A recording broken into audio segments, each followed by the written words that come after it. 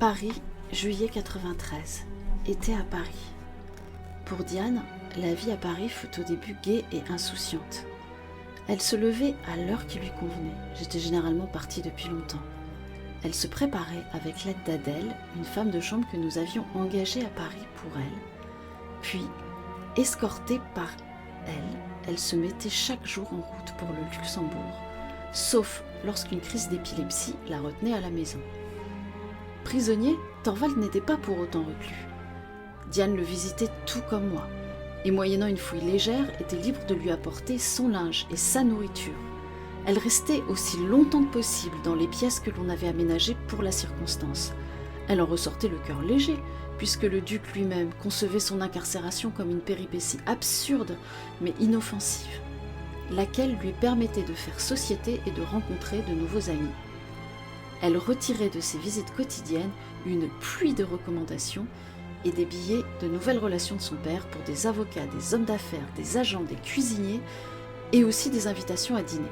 Je lui défendais d'y donner suite. Mais pourquoi, renâclait-elle ? Quel mal y a-t-il à rendre service en allant porter un billet ou récupérer un paquet ? Nous ne savons pas comment va évoluer la situation. Je ne veux pas qu'on ait à vous reprocher aucune liaison avec des gens qui pourraient être considérés comme des ennemis de la République. Mais que voulez-vous qu'il arrive de plus ? Le pire a été commis. Ils ont guillotiné le roi, c'est fini maintenant. Non, c'est pas fini. Le nouveau régime est on ne peut plus instable. La rue est en effervescence. Vous pourriez vous faire pendre à une lanterne ou poignarder à la faveur de n'importe quel soulèvement. Vous ne devriez même pas sortir. Diane pensait que j'étais rabat-joie, trop prudent, que je voyais tout en noir. Pourtant, plus que moi qui étais enfermée toute la journée, elle pouvait ressentir, au fil de ses pérégrinations dans Paris avec Adèle, l'ébullition d'un Paris en perpétuelle insurrection. La sédition couvait en permanence, dans une rue où on avait érigé on ne sait pourquoi un barrage, dans une cour rassemblant 2 ou 3 cabarets, où les gens parlaient au hasard d'un accident où une voiture avait renversé un passant. Là, les rues étaient dépavées et pleines de débris, les portes ouvertes à coups de hache, les barricades dressées. Brusquement, on entendait des cavalcades.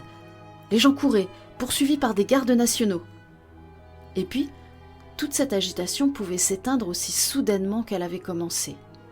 Les queues du matin, surtout, bouillaient comme lave, lorsqu'au bout de quelques heures, les pieds suppliciés par l'attente, le ventre vide et les membres douloureux jusque dans la tête, la moindre rumeur suscitait une réaction hautement inflammable chez ceux qui la faisaient. À 1h du matin, les convois des paysans portant fruits, viandes, légumes, l'étage vers la halle, escortés par des gendarmes, faisaient pourtant l'objet d'attaques répétées.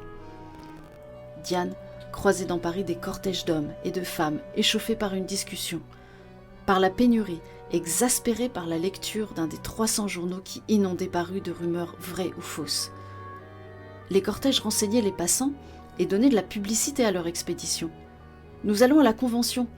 Tant que nos revendications n'auront pas été prises en compte, on y restera. Ils nous foutent dedans, ils se débarrasseront pas de nous comme ça. » Ils prenaient à témoin les 2 femmes. « Et vous trouvez ça normal, vous ? 22 sous ? Pour un mauvais pain ? Ça fait 3 jours que j'ai pas mangé. Et elle non plus. Et elle est grosse. » Ils demandaient parfois aux flâneurs de les rejoindre. « Et venez avec nous. Votre combat, c'est le nôtre. On est dans le même camp. »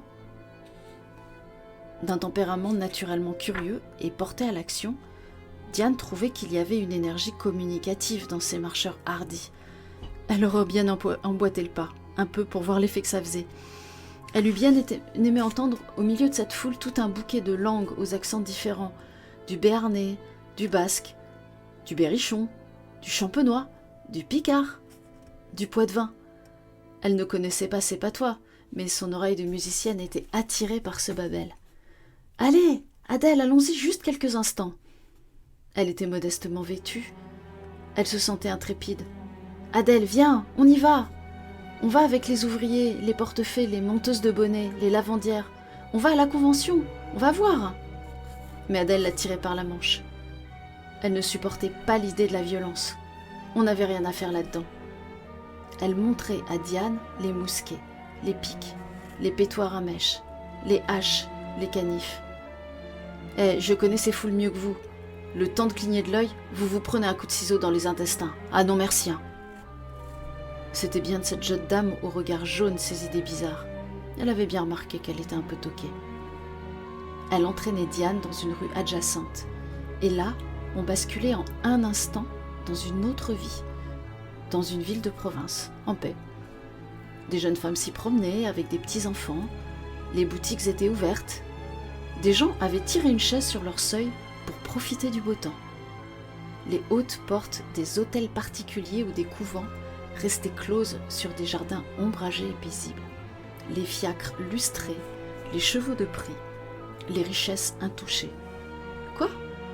Quelle révolution ? Des émeutes ? Ah oui, peut-être. Mais là, derrière, à Saint-Antoine, à Saint-Marcel, à la Courtille, à Grenelle. Elle ne venait pas jusqu'ici, à Saint-Germain ou à Maubert, protégée par d'invisibles barrières. La Révolution, comme une tache d'huile, nappait les quartiers populaires et laissait intactes des zones entières, bien nichées dans la quiétude de l'été. Il suffisait de bien connaître la limite, de prendre telle rue et pas telle autre pour continuer sa vie telle qu'elle était avant. L'autre découverte qui enchanta la vie de Diane à Paris fut celle des bains. Il y avait 2 bateaux de bain à Paris, au port de la Tournelle et au Pont-Royal. Diane alla chez Turquin. Une moitié des bateaux, séparés en cabinets privés, étaient destinés aux hommes et l'autre aux femmes. Pour 24 sols, on avait accès à un cabinet de 6 pieds carrés, couvert et clos avec des sièges à l'anglaise, des miroirs, des tablettes et tous les services que l'on souhaitait. L'eau de la Seine, entrée dans les baignoires par un conduit, était chauffée et sortait par un autre. Les longs séjours dans l'eau, agréablement tiède en été, chaude et émolliente au premier froid, parfumée à la guimauve, à la jonquille, à l'amande douce ou au lin pour adoucir la peau, constituèrent vite le loisir favori de la jeune duchesse. Elle put pour la première fois se baigner sans sa chemise et contempla le reflet de son corps nu dans les miroirs.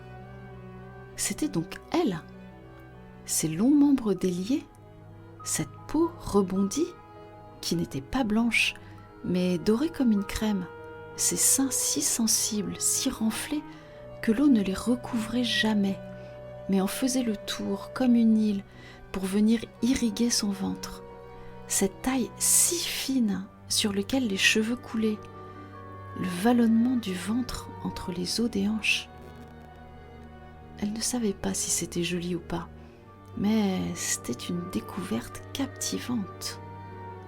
Dans le bain, elle touchait ses genoux, ses cuisses, son corps, en essayant de se mettre à la place de quelqu'un d'autre. Est-ce que c'était soyeux, rugueux ? Ça dépendait des jours. L'eau la caressait, la chatouillait. Elle essayait d'éprouver la pesanteur, renversant la tête en arrière, les oreilles immergées. Alors, les bruits du monde s'étouffaient, laissant place à un autre univers, rythmé par les battements de son cœur, les glouglous de l'onde remuée, les voix étouffées émettant d'étranges ondes. Était-ce sa mère, son frère qui essayait de communiquer avec elle ? Quel était cet autre monde dont l'eau était la porte d'accès ? Elle essayait de sortir des phrases de ces sons confus. Parfois, elle se risquait à mettre la tête entière sous la surface, jusqu'à suffoquer, remonter, se réallonger, oreille dans l'eau, ses cheveux en étoile autour d'elle. Conduit par les ondes d'aquatique, rêves et souvenirs s'entremêlaient. Son enfance à grimper aux arbres et à chaparder avec les gamins du coin. Thorvald était seul à l'élever. Sa femme était morte en couche et il songeait si peu à lui donner une éducation qui lui permit de tenir son rang. Les heures délicieuses passées avec moi, son unique précepteur, attaché d'apprendre quelques rudiments d'écriture ou de grammaire. En raison de son épilepsie, son père n'avait pas voulu la faire éduquer au couvent. Lorsque je l'emmenais à l'avant de ma selle, mon bras passé autour de sa taille, nous promener sur le domaine ou aller voir mes parents. Elle m'aimait tant. Elle me trouvait si beau. Toujours, quand elle était enfant, elle voulait toucher mes cheveux, doux comme ceux d'une fille, embrasser mes joues, me prendre la main. Elle ne savait que faire pour m'être agréable. Accepter de prendre des leçons d'escrime, d'équitation, de tir, pour que je puisse m'entraîner, le cœur gonflé de reconnaissance que je voulusse bien lui être redevable. La musique qui jaillissait des doigts de Hiéronyme et dont elle avait doublé la pratique, parce qu'elle sentait que passer du temps avec lui m'était plaisant, et que j'aimais la musique par-dessus tout. Souvent, je la priais de me jouer un Scarlatti lorsque j'avais beaucoup travaillé, et je m'affalais alors, yeux clos et tête bourdonnante dans un fauteuil. Elle jouait avec recueillement, effleurant à peine les touches pour me laisser reposer.